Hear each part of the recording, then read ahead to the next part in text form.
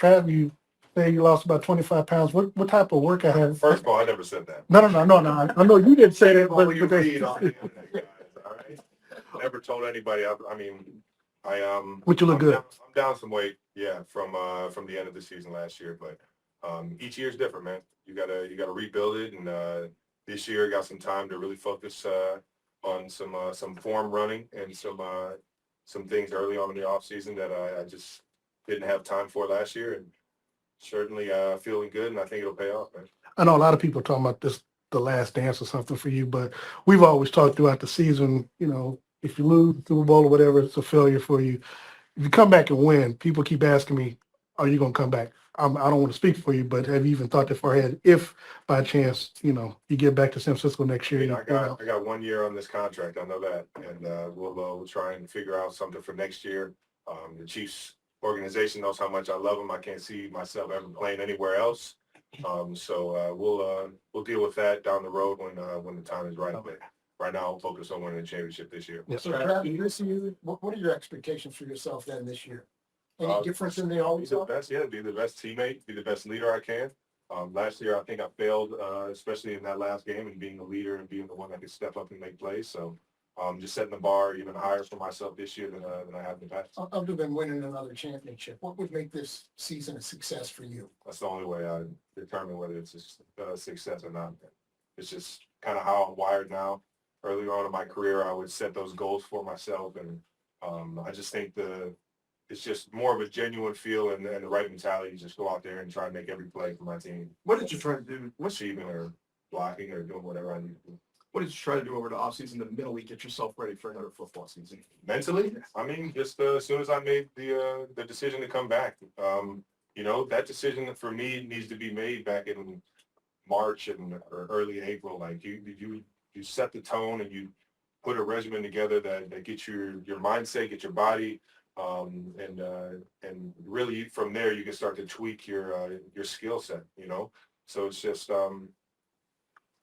everything involved. You have to evolve every single year in all phases of the game. So you already know that started back in March, and so far we're on track. Take for the decision to come back for another year.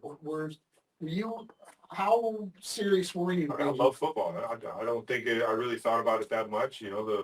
My friends and family and the team and the guys and women in this building. I love coming into work every single day. It wasn't a very tough one for me. I know I'm getting older, but at the same time, I still feel like I got a lot that I can prove in this league. And with that being said, man, it really wasn't that hard of a decision for me. We're going to go Sam, Zach, and then Bob. When you said you failed to be a leader in the Super Bowl, what do you mean by that? I just didn't make the plays that I thought I should have made. I didn't get open in certain situations, blocking the right guys, having my attention to detail, motivating my guys to, get the energy and the focus and the confidence that we needed during that game.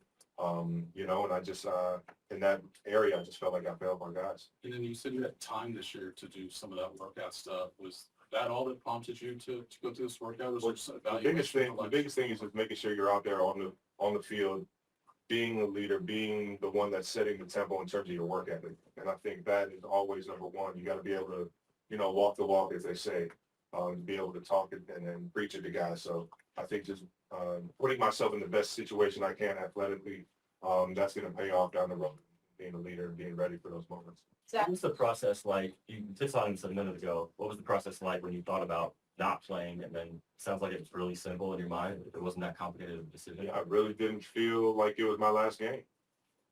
Just felt like I got a lot more to prove, and I have so much more fun coming into the building. This is related, Travis, but that first podcast you guys did right after the Super Bowl, it really sounded like you were going to be torn, that you were really weighing all those things. Are you able to just clarify a little more about right in those few days right after that? You want to let the emotions die down. That was the biggest thing, is that you don't want to make decisions off of initial emotions. But for the most part, once they died down, I still felt like I had that fire in my chest to be able to keep coming in and building and be better and chase another Super Bowl.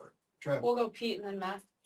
Pat, Andy, the media, they often describe as a future Hall of Famer. I guess, how do you balance what you've already accomplished with staying hungry and what could be this final year or multiple final years? It's all I know, man.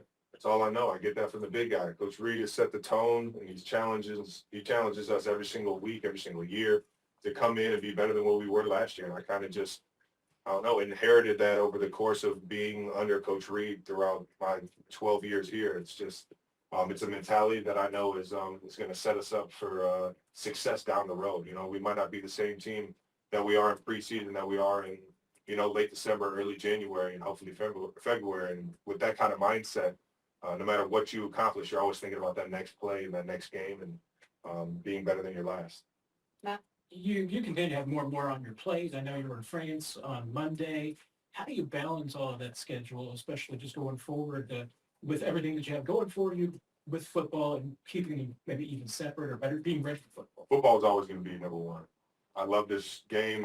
It's still my childhood dream. You know, when I really thought about it, I think this offseason I got back to, you know, just wanting to focus more on this game and getting the most out of this game as I possibly can while I'm still putting on the cleats and putting on the pads. So this will always be number one in terms of, you know, my business, you know, world and my career path. And yeah, with that being said, everything else is just kind of, you know, making sure that I'm accountable for the people that I agree to team up with, like the podcast and going over things. Did Coach Last- give you any advice as just as far as how you balance that time during this off season and just kind of giving some time for yourself and say, I hey, mean, Coach has always given me advice at everything in life. You know, I think he's kind of trusted me in a lot of the aspects, knowing that I've handled it a certain way. But he's also challenged me a lot to make sure that I'm still being the guy in the building for him to be able to, you know, lean on in terms of that leadership. So We're gonna go last couple, starting with Blair.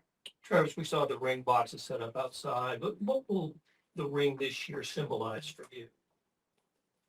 you know, everybody has their own view on it. Unfortunately for me, I'm only interested in Super Bowl rings. I know what the AFC championship means to this organization and the family, and you know, the 15 wins and everything is something special that I let everybody else be happy with.